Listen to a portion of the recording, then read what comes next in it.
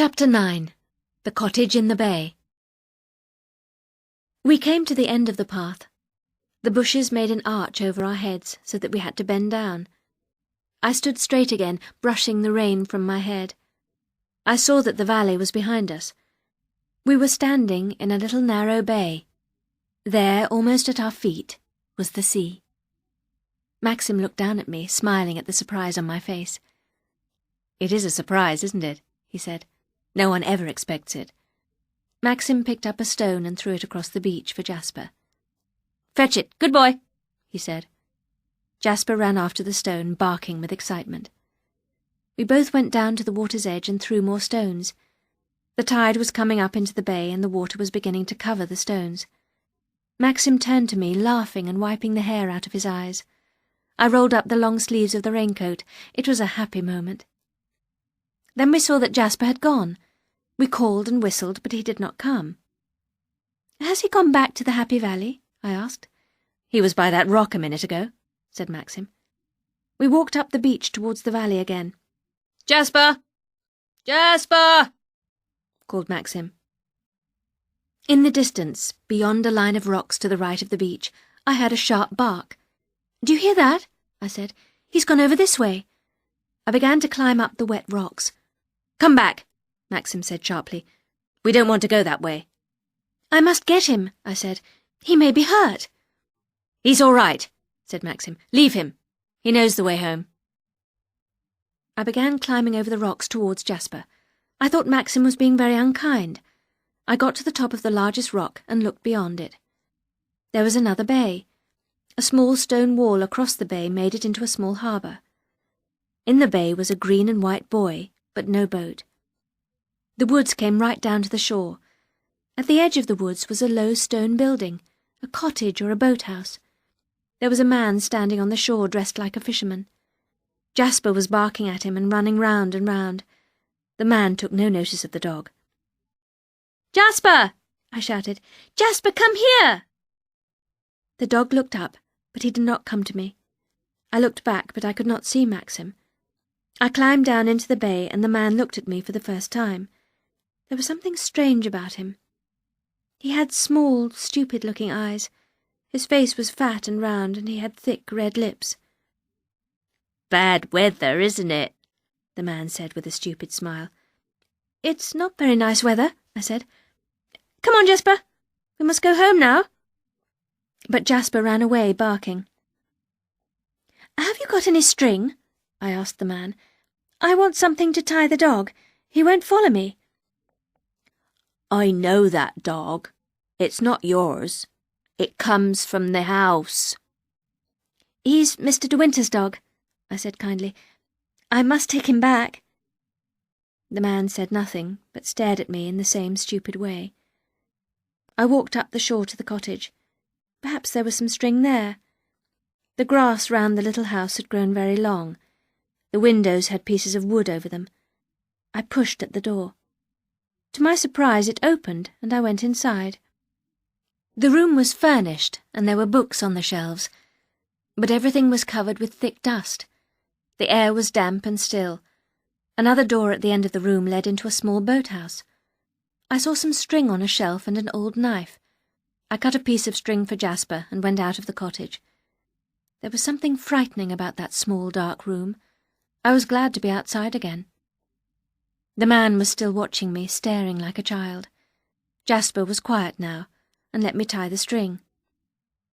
"I saw you go in there," the man said. "She doesn't go in there now. She's gone in the sea. She won't come back, will she?" "No," I said. "She won't come back." "I didn't say anything, did I?" The man's eyes were full of fear. He turned away and walked back towards the sea. Maxim was waiting for me beside the rocks. He looked angry. "I'm sorry," I said. "I had to get some string for Jasper. Who is that man?" "That's Ben. He's a bit mad, but he won't hurt you. Where did you get that string?" "I found it in the cottage. The door was open. There's dust everywhere. The place ought to be cleaned." "The door should be locked," Maxim said. He was walking very fast now. He went up past the cottage and onto the path through the woods. It was very different here from the Happy Valley. The path was steep and the trees were thick and dark. It was cold now, and my legs ached. Jasper was tired too and walked very slowly. "Come on, Jasper, for God's sake," said Maxim angrily. "Pull at that string, can't you?" he said to me. "It's your fault," I said. "You walk so fast." "If you had listened to me, we would be home by now. There was no need for you to go after Jasper." "I thought you would come with me," I answered. "Why should I run after the damned dog?" Maxim said, not looking at me. "That's an excuse. You didn't want to go over the rocks," I answered. "All right, I didn't. I didn't want to go to the other bay. I never go near the place or that damned cottage. If you had my memories, you would not go there either. You wouldn't talk about it or even think about it." Maxim's face was white. His eyes had a dark, lost look. I took his hand and held it tight. "Please, Maxim, please," I said. "I don't want you to look like that. I'm sorry, darling. Please don't let us quarrel." "We should have stayed in Italy," Maxim said. "I was a fool to bring you back to Mandalay." I had to run to keep up with him now. At last we came to the top of the path and out onto the lawn. Maxim's face was hard. He walked straight into the house and spoke to Frith. "We want tea at once," said Maxim. Then he went quickly into the library and shut the door. I tried to keep back my tears. Frith must not see them. I turned away as he helped me off with the raincoat. He picked up a handkerchief. "Is this yours, madam?" he said. I put the handkerchief in my pocket and walked slowly across the hall to the library. Maxim was sitting in his usual chair with Jasper at his feet. I walked across the room and knelt down by Maxim's chair. "Don't be angry with me any more," I said. Maxim looked down at me. "I'm not angry with you," he said. "But I've made you unhappy," I replied. "I want you to be happy so much. I love you." "Do you?" he said. His eyes were full of pain and fear. "What is it, darling?" I said. "Why do you look like that?" The door opened before Maxim could answer. It was Frith and Robert with the tea. The small table was put near the fire and covered with the white cloth. Frith brought in the silver teapot and kettle. Then came the cups, the sandwiches and cakes. Everything was the same as yesterday. When the servants had gone, I looked at Maxim's face. The colour had come back into it. He took a sandwich. "Pour me a cup of tea, darling," he said to me, "and forgive me for being so unkind." There was nothing more to say. Maxim smiled at me and picked up his paper. Maxim's smile was like a pat on the head given to Jasper. I was not hungry and I felt very tired. I gave Jasper a piece of cake and took out the handkerchief to wipe my hands.